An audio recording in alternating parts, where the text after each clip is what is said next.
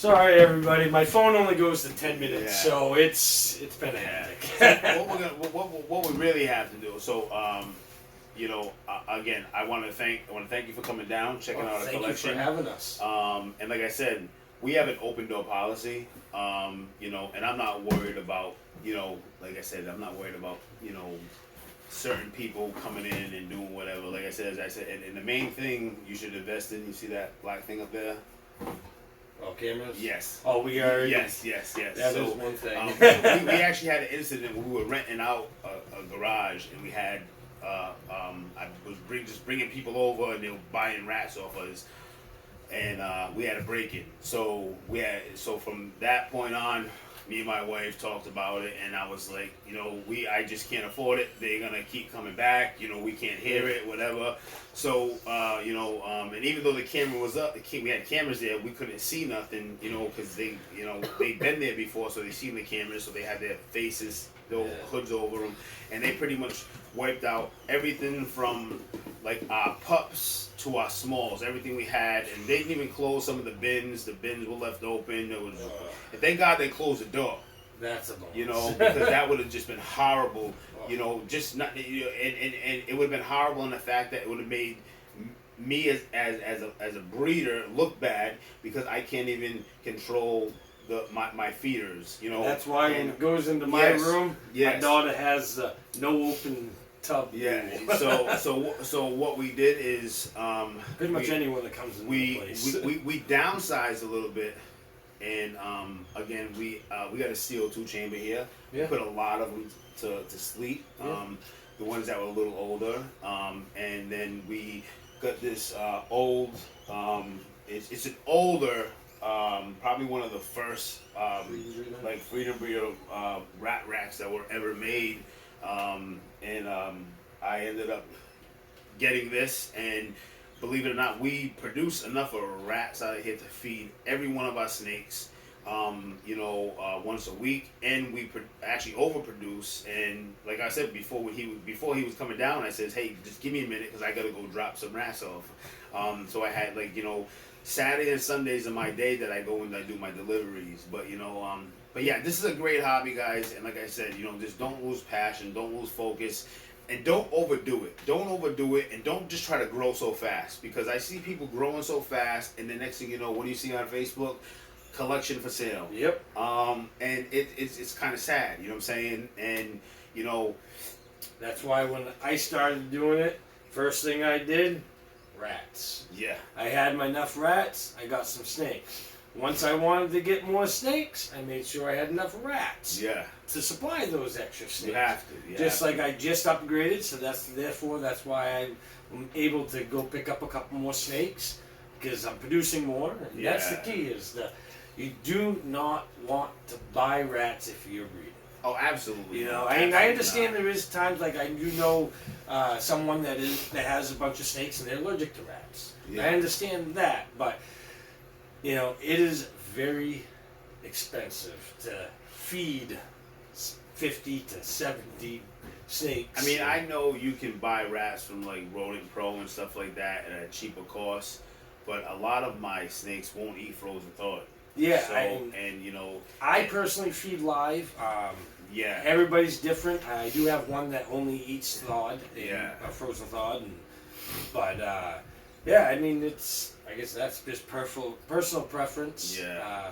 That is the key thing right there, is the rats. You have to, it's just one of those steps to doing it. Yeah, it is, yeah. And you got to make sure you have enough rats to supply your food. Yep. And one thing I want to go before we end this video, I just want to say, and I try to preach this to a lot of people, and some people listen, some people don't. Guys, in this hobby, as we see what happened in New Hampshire, they passed that bill where you gotta have, if you have a certain amount of animals, you gotta register them with the state. I'm not sure about it. Kevin did a video about it. He actually went to the town hall meeting. Kevin's a great guy. We did a tour. We did a tour at Nerd. Kevin came in the video for a little bit, showed us, a great clutch of eggs, and asked him what a lot of people asked me to ask him what his favorite gene is. But it's we're such a small community, guys. Let's not do anything irresponsible where we can have government and legislation step in and try to stop us from having these animals, because it's for the person breeding the Burmese pythons or the retics when they had the Lacey Act, that just pretty much was it ruined it for a lot of people, and it's just, again, they can take they can take our leopard geckos away, they can take, so guys, let's just, and I'm not saying that everyone's like that. I'm just saying, but there's a few people out there that, listen, if let's just not make the hobby look bad. Let's do everything we can to make it look better, and to show people who think we're not responsible keepers that we are responsible keepers. We know how to handle these snakes, and it's that's key. That is key. And I will make one more. Like, I'm gonna vouch right now, I will never do a live feeding video again. I did 2 of them. I did one, I deleted it. I did one where I showed how to start my hatchlings on rats. I deleted it just because people see it, and then if anybody in that sector see it and they say, well, hey, this is what they're doing, is cruelty. No, just, I don't do it. We all know how they eat. We all know how, it's not anything new. Yes, we all know how they eat. No one needs to see it, and that's my personal belief. Same now. Here, Things change my mind over the time. Like, again, you evolve, you learn, and you learn that they don't want us to own these reptiles. They don't. If they could take these reptiles away, they started cracking down in New Hampshire, and then it can trickle down. It's a trickle down effect, and everybody thinks that what's going on in the Florida Everglades is going to happen all over the United States. I hate to say it, but and Burmese listen, has no chance to survive in this way. Nothing. No, none of these. None of these inside, in Massachusetts or anywhere where it won't happen. And so I can honestly say, I really don't think that bright yellow albino is going to survive out, even if it's nice and sunny. It's not going to survive. A predator will pick it up. Oh yeah, and like I said, they have nothing to defend themselves. It's just like when I do my educational seminars now, and if like I do them and there's reptile people there, I'm gonna pull them aside and just talk to them, and not being rude, but talk to them and just maybe tell them how I feel and what we should do as a community. Because you know what, guys, without each other, we're really nothing. We think that some people get jealous because this guy just made this sale and this guy didn't, and why did he go to him and buy it from him? He could have bought it off of me, and this and that. It's like, listen, it's not like that's not what it's about. That's not what it's about. It's about building friendships. It's about building friendships with other breeders, other passionate people, and showing the world that we can take care of these animals. They are deserving to be taken care of well. They are, they make great pets.